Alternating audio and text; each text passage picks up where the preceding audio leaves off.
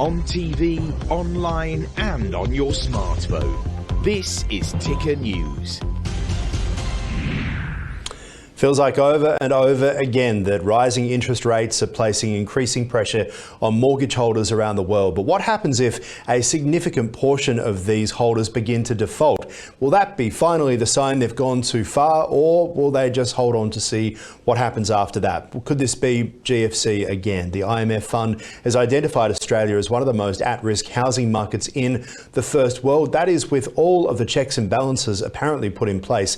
To discuss this further, let's bring in today's guest, Will Banks, Executive Director of Schillings Capital. Great to have you with us. We hear time and time again, I was speaking just recently with Anna Bligh from the Australian Banking Association here on Ticker today, about how the very big difference between Australia and America when it comes to security of making sure that people won't default in things. What is your view? Yeah, it's a good question. There are different approaches, but at the same time, the economies are running at different speeds.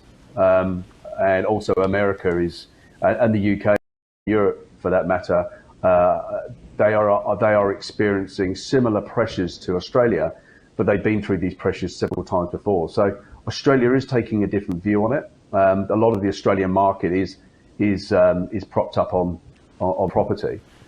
So it does cause a lot of concern for the RBA and the federal government around how they're going to curb inflation and try and keep Australia out of a full-blown recession.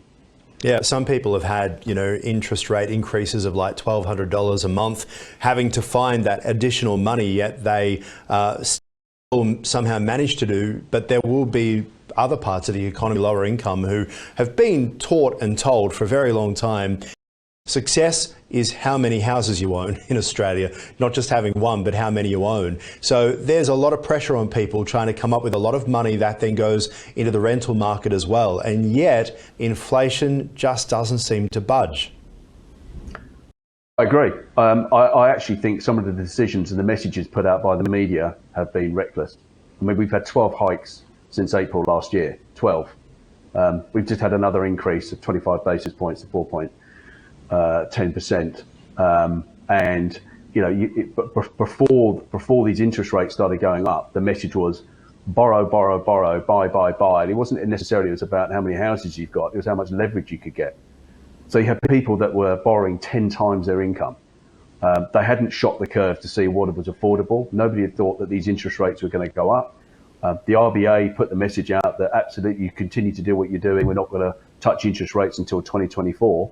And now the interest rates have gone up several times over, and it's leaving people broke. I mean, 1,200, I would argue, is not bad. I know several people who are into multi-thousands each month in terms of what their mortgages are costing them, and they're doing second jobs. How are they coping? Yeah, so you talk about second jobs. I would have thought that they'd be taking on a lot of debt as well, and it would be in the bank's interest to I suppose, be helping people out with this too, to make sure that things don't collapse. Because if you've got millions of people who start to struggle, that is almost a situation, if I can use the term from the GFC, too big to fail. Australia can't fail, and people will point the finger at governments. How do you see this playing out over the next year? So the GFC is an interesting one because Australia wasn't necessarily really affected by it. And I largely put that down to the fact that Australia's banking derivative portfolio probably wasn't as complicated, let's put it that way, than some of the other banks. But also the government put in place a bit of a guarantee essentially on the banks to make sure that there was a sense of confidence in the system. Absolutely, totally agree. So there's also that side as well. It's interesting. I mean, how this is going to play out.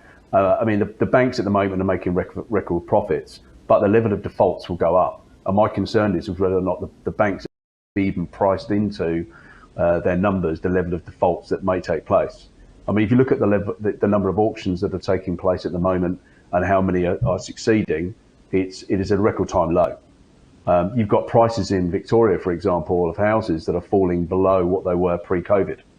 So isn't that just a normal kind of coming back to earth after what was a real sugar hit from COVID and all that money flushing through the economy, though? It is, but also that money flushing through really was quantitative easing. And that quantitative easing of the money flowing through is one of the reasons why we've got the level of inflation in Australia of what it is now. It's because of that money that was flowing through the economy. So that is part of the issue. So people are very stressed at the moment. There is several